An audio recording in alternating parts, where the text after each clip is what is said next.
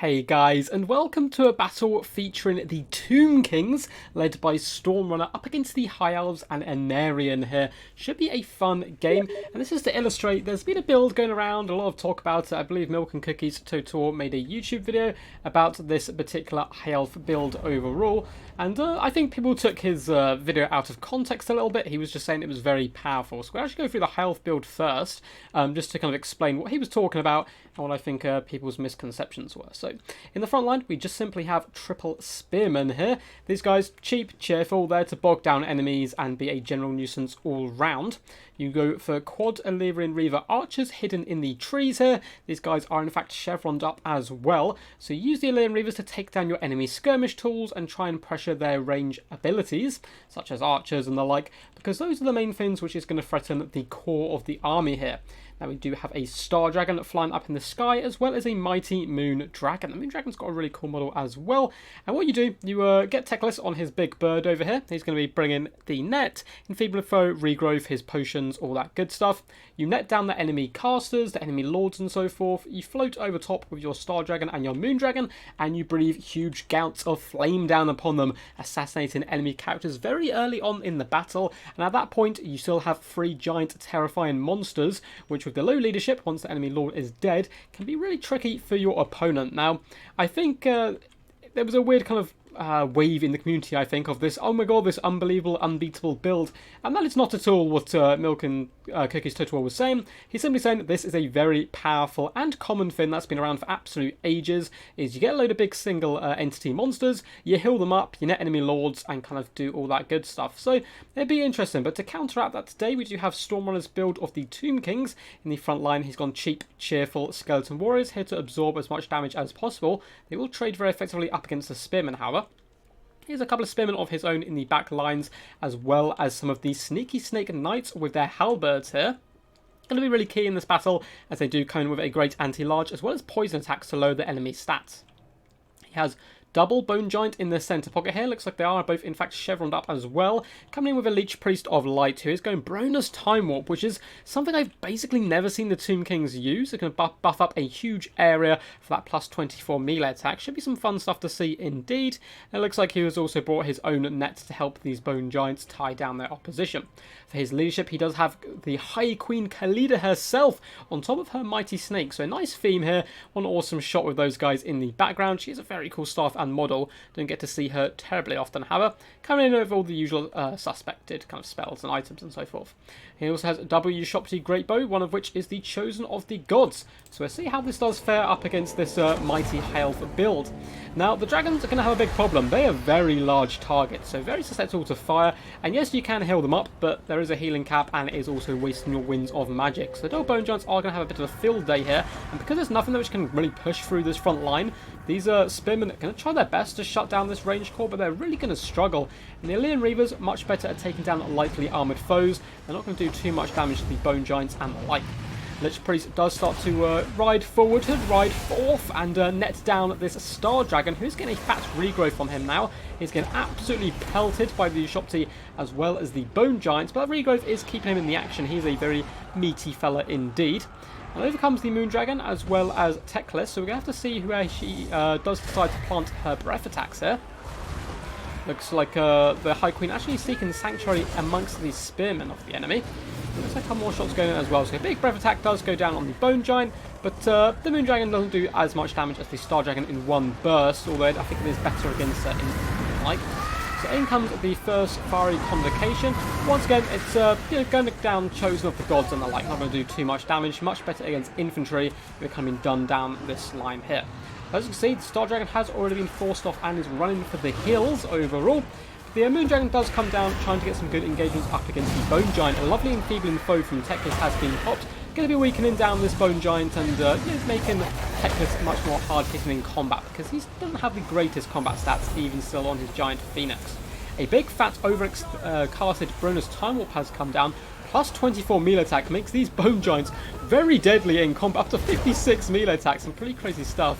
The Star Dragon has come back, but for his efforts, unfortunately, is going to get sniped out once again before falling back. Now, a bit of miss micro, there are some skeleton warriors hidden in the trees here. Perhaps they're just trying to fend off enemies that are coming through there.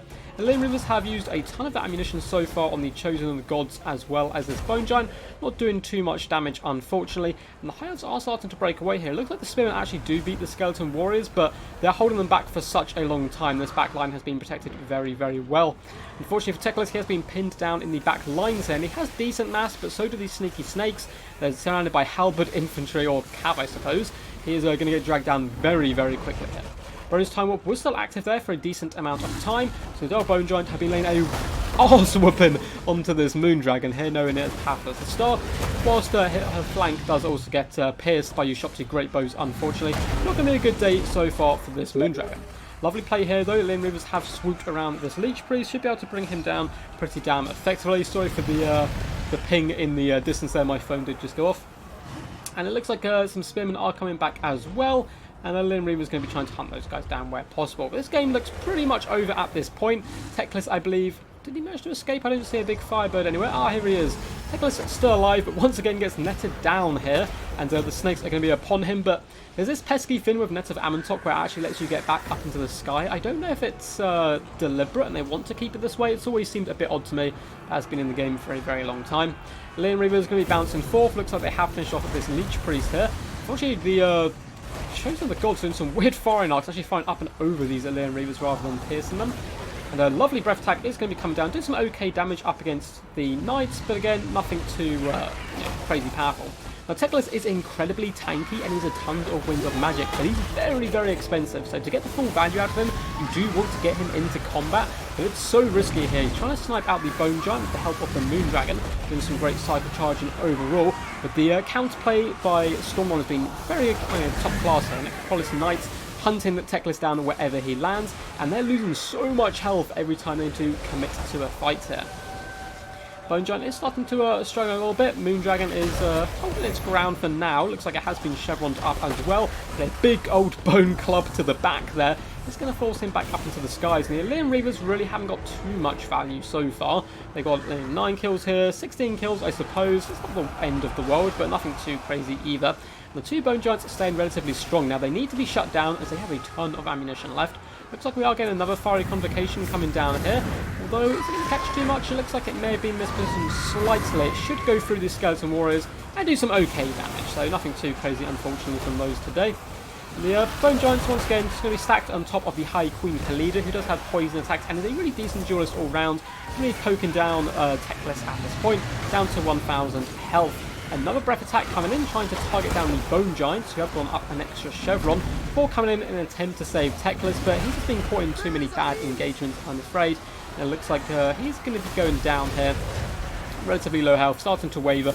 But he survived a very long time. You can see his healing cap can actually be seen here, so a lot of good work being done by him overall. Necropolis Knights are starting to disappear, but they've done a fantastic job all round. Only 19 kills, but they've done a huge damage to both Teclis as well as the Moon Dragon here. The Star Dragon obviously not getting close enough, unfortunately, for the High Elf forces.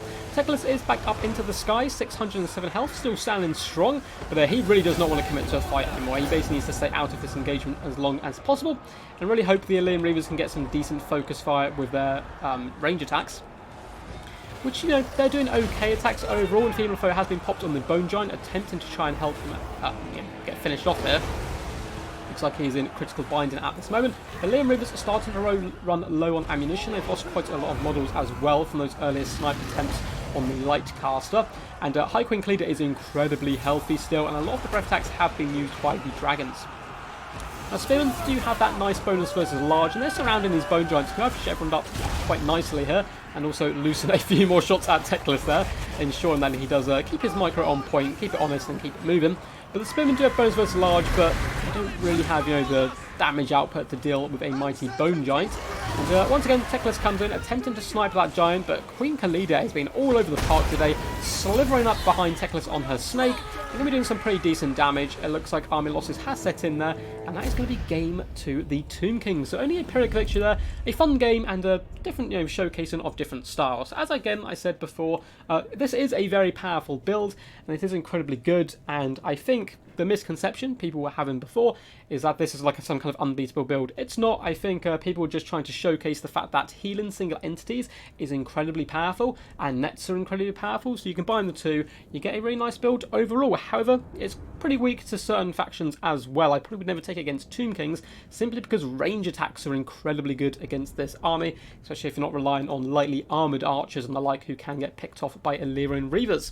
So the double Bone Giant here, the two real MVPs, beating down one of those dragons in combat and blitzing the other with arrow after arrow. I don't think the Star Dragon even actually got into combat here, so double Bone Giants certainly paying for themselves here. Only 8 and 9 kills, but one did chevron up once and the other one did twice as well. And it's really fun as well to see High Queen Khalida in action. Don't get to see her too often, but a really solid build, pretty, self-explanatory, quite defensive. You use your nets to pin down the enemy, you protect your back line with the Necropolis Knights, and then you allow the Ushopti and the Bone Giants to deal with the enemy from range.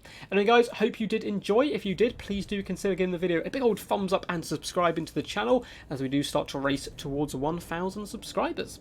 Anyway guys, if you do want to see your videos featured on the channel or get involved in tournaments and the like, feel free to join my Discord. I'm actually away this week. I recorded this in advance, so I may be a little bit slow at getting back to people and so forth. We'll be back in full swing with the week after, as well as bringing back some tournaments. Anyway guys, until next time, peace, and as always, stay awesome.